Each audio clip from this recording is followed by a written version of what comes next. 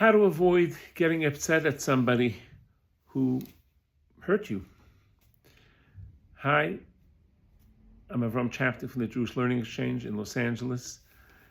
Hope you and yours are well. This week's Torah portion is Parshat Korach, and it's a story of a great person who got into a huge fight with Moshe, and he wanted to revolt against Moshe, to say, why Moshe, why are you the head? Why is Aaron, your brother, the head Kain?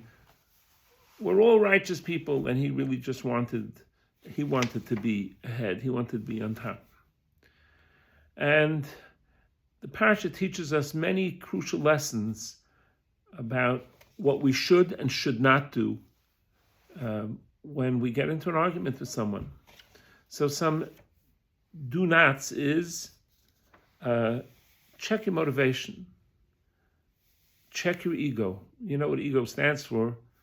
Ego stands for escorting God out.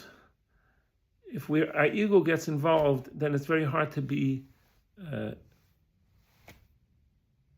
straight and honest and look at ourselves correctly. Another thing is check your facts. Don't exaggerate. Don't make the past seem like it was much better than it really is. Can we be flexible to bend for peace? Peace is such an important thing. Definitely don't lie, don't exaggerate, and don't get others involved because it makes it a whole mess.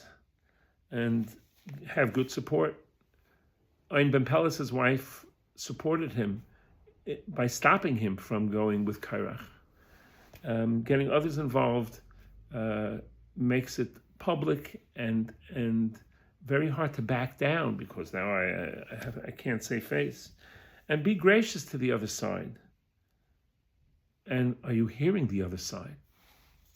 And some of the things that Moshe did is he didn't take it personally. Think about this. Imagine you get a huge bill that you didn't expect. Are you angry at the mailman? No, the mailman is just delivering the mail, right? So we have to look at when somebody does something to us, this is a message from Hashem, this is a letter from God, how we should respond. Don't take it out on the other person so fast.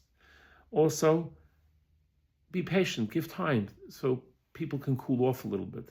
Don't immediately respond, and give the other person a chance to cool down as well. Find something positive that they had. That's what Moshe did here too. He said, you are Leviim, you're already elevated, you already have some good things going on for you. Speak softly. Try not to get upset, because the one who screams loudest is probably the one who's the most wrong. And pursue peace.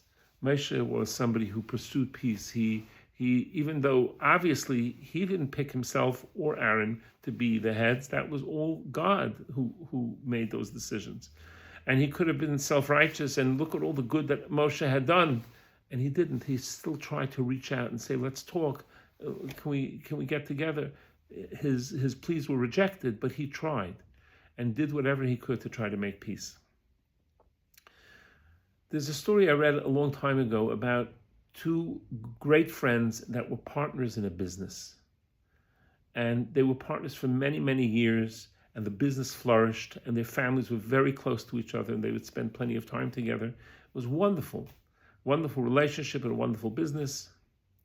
And one day, one of the partners noticed that a substantial amount of money, I think it was like $30,000, was allocated to one of the partners and not to the other. And he got very upset, but he followed some of the advice that we talked about, and he went to his rabbi to talk to him. And the rabbi heard him out, and the rabbi said, you know what? You're absolutely right. It's wrong. But you know what? It may have been a mistake. It could have been an oversight. Anything could be. I'm going to suggest something. Though technically you're right, you can make a big fuss about it. I'm going to suggest the following, that you don't say anything. And you go to him and say, we're both getting a little older. Maybe we should hire an outside firm to take care of the bookkeeping and keep everything in straight. And this way, it'll work out. And he followed the rabbi's advice, and that's what he did. And the other person was, oh, great idea, wonderful. And the rabbi said to him, your families are close. You've built up a successful business. It's not worth it. Whatever happened, happened. Overlook it. Someone else is in charge now, so it's not going to happen again.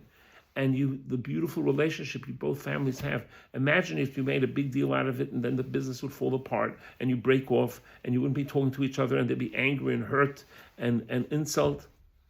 Let it go. It's worth losing the money for the bigger picture of getting along with the other person. And it's a beautiful story, and that's what he did, and it worked out beautifully, and they kept the relationship for many, many years going together, with the business working and the families coming together again and again.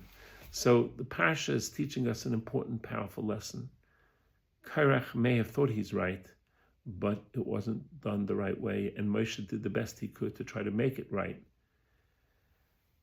And in the end, Korach was punished, and the ground swallowed him up with his followers. But peace is worth working towards, and sometimes even losing something a little bit to try to keep the peace. Have a wonderful Shabbos. All the best.